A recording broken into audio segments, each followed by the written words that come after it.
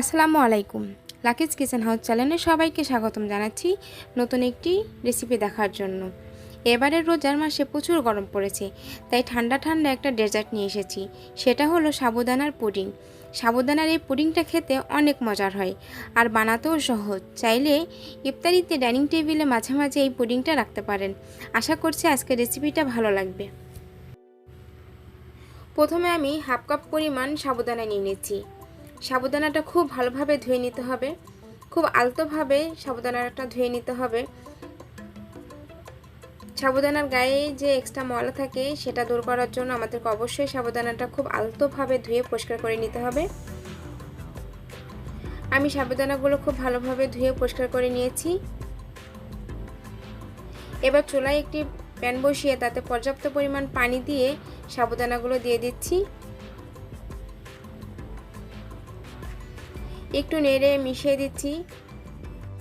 সাবুদানাটা খুব ভালোভাবে সেদ্ধ করে নিতে হবে। সাবুদানা যখন সেদ্ধ হয়ে আসবে তখন এর কালারটা চেঞ্জ হয়ে পানি কালার হয়ে যাবে। আমার সাবুদানাগুলো প্রায় সেদ্ধ হয়ে আসতে আমি এ পর্যায়ে দিয়ে দিব হাফ চা চামচ রেড ফুড কালার।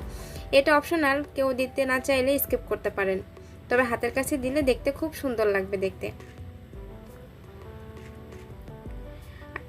আমার সাবুদানাগুলো সেদ্ধ হয়ে গেছে। এখন আমি একটা ছাঁকনির সাহায্যে সাবুদানাটা ছেঁকে নিব।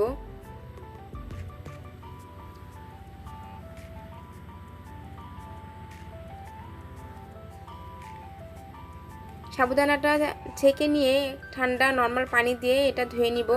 এটার গরম ভাবটা বের করে দেব। এই দেখুন, একদম সাবুদানাটা খুব ভালোভাবে সেদ্ধ হয়ে গেছে।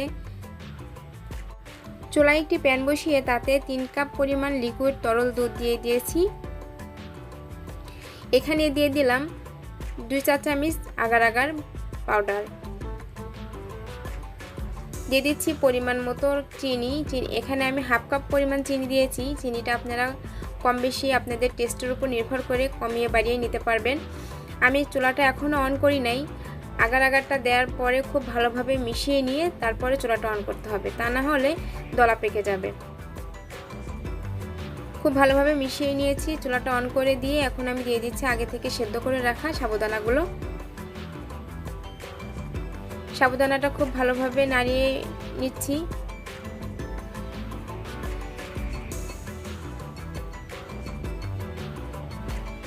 আগার আগার পাউডারটা দেওয়ার কারণে এটা খুব দ্রুত গাঢ় হয়ে যাবে। আমি এখানে দিয়ে দিচ্ছি হাফ চা চামচ ভ্যানিলা এসেন্স, একটা সুন্দর ফ্লেভারের জন্য।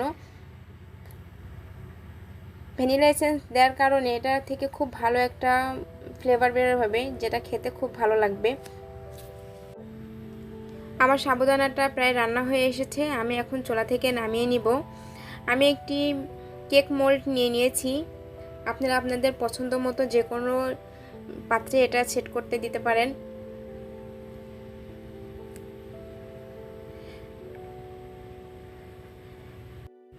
আমি এখানে কিছু পরিমাণ সাবুদানাটা 1 টাইম কাপে নিয়ে নিয়েছি।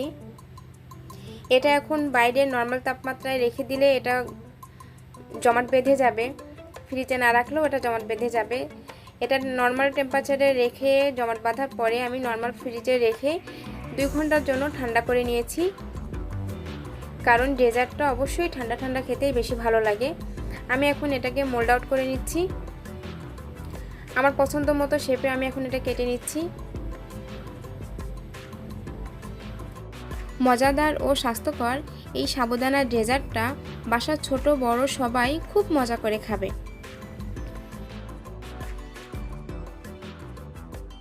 ঠান্ডা ঠান্ডা এই সাবুদানার ডেজার্টটা অবশ্যই বাসায় ট্রাই করবেন এবং আপনারটা কেমন হলো অবশ্যই আমাকে কমেন্ট করে জানাবেন।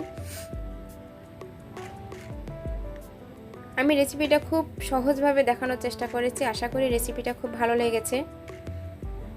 আমি কাপে যেটা সেট করেছি সেটা দেখুন, উল্টালেও এটা পড়ে যাচ্ছে না, খুব সুন্দরভাবে এটা জমাট বেঁধেছে। রেসিপিটি ভালো লাগলে অবশ্যই একটা লাইক দিবেন, কমেন্ট করবেন, ফ্রেন্ড এবং ফ্যামিলির সাথে রেসিপিটি শেয়ার করবেন।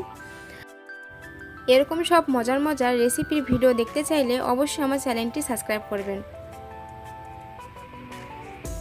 এবং পাশে থাকা বেল বাটনটি অন করে দিবেন।